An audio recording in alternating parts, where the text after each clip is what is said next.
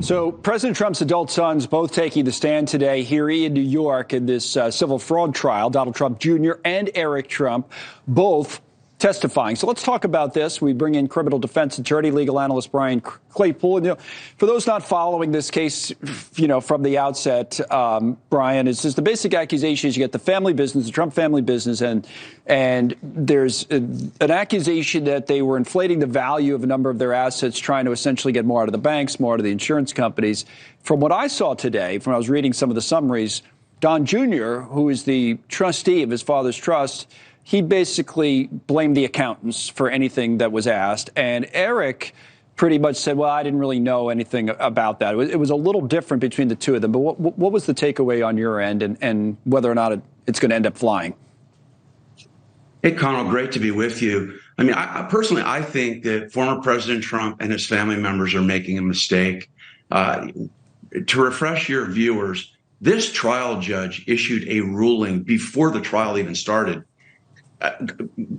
reaching a decision that the Trump family had grossly inflated the value of its companies by hundreds of millions of dollars. So you're going into a trial with a trial judge without a jury where he's already made an adverse decision. This is a bad investment that's getting worse. What I mean by that is, if I was Representative Trump, I would have had him go in and plead the Fifth Amendment. They should not be talking about this because for two reasons. Number one, you just raised one. It looks embarrassing.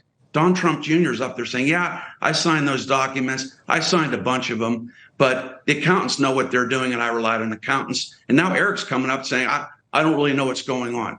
So this does not present a good public image for the Trump family. And look, at the end of the day, Connell, they can appeal the ruling. I think the ruling by the judge before the trial violates Trump's due process rights. And I think the judge depriving Trump of a jury trial also deprives him of his due process rights. So cut your losses and appeal this. All right, brings up a couple of questions. First of all, let's listen to Don Jr. and his own assessment of his own testimony after he came out today. Here he is. I think it went really well if we were actually dealing with logic and reason, the way business is conducted. But unfortunately, the Attorney General has brought forth a case that is purely a political persecution. I guess in the attempt to get Trump, the Attorney General can go ahead and try to, make more millions for the biggest banking institutions in the world who have already made millions. All right, so that's the case for Donald Trump Jr. I want to ask you, Brian, about a couple of the points that you made. First of all, on pleading the Fifth, do you open yourself up to anything? I know the whole idea is to avoid self-incrimination, but is there any risk in doing that in a civil case like this in terms of some of the other cases the company and the Trump family are facing? And on the jury trial, I thought, again, correct me if I'm wrong, that the reason they didn't get that is because they never asked for it. But take it from there. Yeah, Connell, great question. I have a case going on, a civil case against LA County DCFS, in which one of the social workers pleaded the Fifth Amendment at a deposition I tried to take in a civil case because she was worried about criminal repercussions. And she had every right to do that. And I think what the Trump should have done, they can do it in this civil case. And why should they do it? Because I really believe, Connell, that the Letitia James has a bigger agenda and a bigger motive. Mm-hmm. She wants one of the Trump family members to trip up when they're testifying under oath, Connell, that might be at odds, for example, with information that might be on a loan application, which they signed under penalty of perjury. So that's why you plead the Fifth. Avoid that. That's why you plead the Fifth. So you immunize yourself from criminal prosecution. And what about the jury trial? Couldn't they have had one if they asked for it? Or yeah, I maybe I'm wrong, but I thought when trial started that Trump's lawyers renewed the request or asked for the jury trial. I had a case where I walked into trial. Neither side had asked for a jury trial, Connell, in a civil case, and the judge granted us a civil trial. So if Trump's team asked for it on the first day of trial, in my opinion, the Sixth Amendment affords you the right. The judge should have granted that.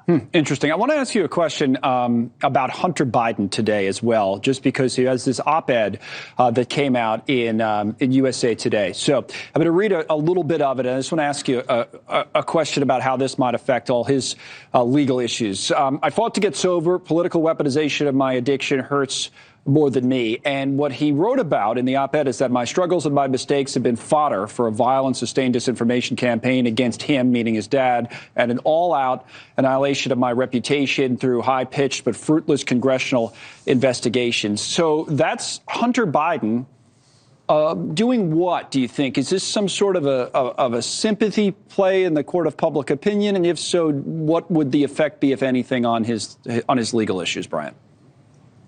Yeah, Colin, I think what Hunter Biden do is he's trying to get votes for his father in the upcoming election of everybody who has gone through substance abuse. Look at what he did. He's made a platform now saying, look, if you're a substance abuser, can you believe what I'm going through? This isn't fair to you. This is going to discourage you from getting help and treatment and becoming sober. So he's trying to lure in all of those voters across the country who've dealt with substance abuse. Brilliant idea. But the problem is these other substance abuse folks across the country aren't the son of a president. They haven't lied on an application about having a weapon, and they haven't received money from arguably corrupt companies. So that's the big difference. And when you're going through something like that, it doesn't always, I mean, I don't know, you're the lawyer, but lawyers usually say the less you talk, the better in general. So is there any effect of this, or?